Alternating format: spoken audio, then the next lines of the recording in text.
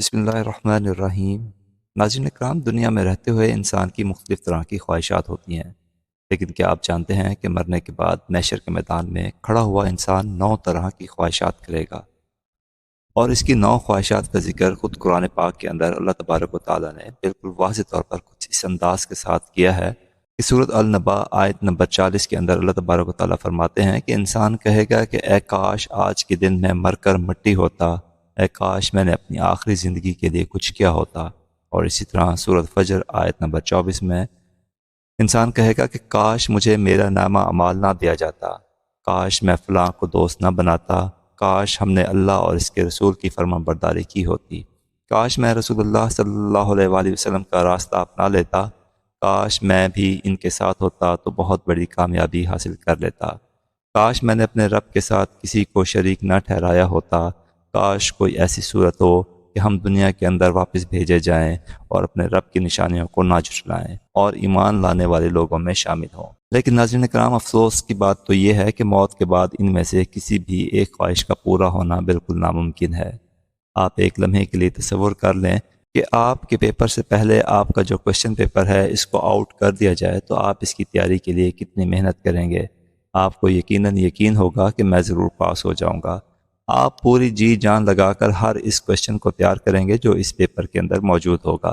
لیکن جب اللہ تبارک و تعالیٰ نے پورے کا پورا آخرت کا پیپر ہی آؤٹ کر دیا کہ آپ سے قبر کے اندر کیا سوالات ہوں گے، اس کے باوجود بھی ہم لوگ اپنی آخرت کی فکر نہیں کرتے۔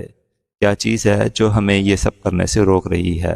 سوائے اس دنیا داری کے، جس کے بارے میں اللہ تبارک و تعالیٰ خود فرماتے ہیں کہ یہ دنیا تو صرف ایک دھوکے کا گھر ہے، مکڑی کا جالا ہے، یہ بالکل عارضی چیز ہے اور ایک مسافر خانہ ہے جس کو چھوڑ کر ایک دن ہمیں ہمیشہ کے لیے یہاں سے چلے جانا ہے۔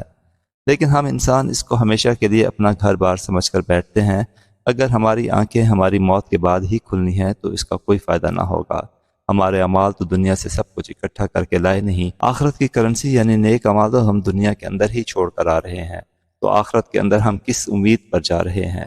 کیا کبھی ہم نے اس بارے میں غور کیا؟ چلیں اس کی ایک اور مثال لے لیتے ہیں۔ آپ تصور کریں کہ آپ کو آپ کی موت سے کچھ ٹائم پہلے یہ بتا دیا جائے کہ آپ کی موت کس طرح سے اور کہاں پر ہونے والی ہے۔ مثال کے طور پر آپ کو اگر یہ بتایا جائے کہ کچھ ہی ٹائم کے بعد جب آپ اپنے گھر سے باہر نکلیں گے تو ایک گاڑی کی ٹکر سے آپ کی موت ہو جائے گی۔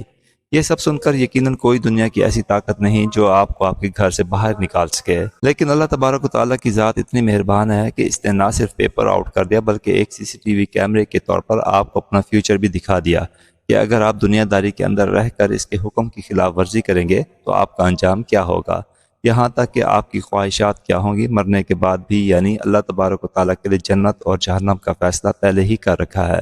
لیکن راستہ ہمیں چننا ہے کہ آخر ہم نے کہاں جانا ہے۔ اگر اس سب کے باوجود بھی انسان ہدایت کے راستے پر نہیں آتا اور اپنے دل کو ہدایت کے نور سے منور نہیں کرتا تو اپنے دل پر ہاتھ رکھ کر بتائیں کہ اس میں قصور آخر کس کا ہے۔ کیا ہم انسان قیامت کے روز اللہ سے شکایت کر سکتے ہیں کہ ہمیں کوئی ڈرانے والا پیغمبر نہیں آیا تھا، اللہ کی تعلیمات ہم تک پہنچی نہ تھیں، یا ہمارے پاس اللہ کا قرآن نہ آیا تھا جس کے اندر اللہ پاک نے واضح طور پر خبردار نہ کیا ہو؟ اگر ہم دنیا داری کے اندر پڑھ کر اسی طرح سے مر گئے تو ہم اس طرح کی خواہشات کر کے ہمیشہ کے لیے افسوس کرتے رہیں گے، لیکن تب اس کا کوئی فائدہ نہ ہوگا، نہ کسی کی سفارش کام آئے گی اور نہ کسی کی دھمکی، نہ کوئی دوست اور نہ کوئی بزرگ۔ لیکن خوشخبری یہ ہے کہ اس بات کو سننے کے لیے اور اس وارننگ کو آگے پہنچانے کے لیے ہم انسان ابھی بھی زندہ ہیں، اور جب تک ہم زندہ ہیں اللہ کے حضور ہماری توبہ بھی قبول ہے۔ آج آپ سب لوگ اپنا اپنا احتساب کر لیں کہ کیا اچانک کسی حالت کے اندر اگر آپ کو موت آ جائے تو کیا ہمارے اعمال ایسے ہیں کہ ہم اللہ کے حضور پیش ہو سکیں،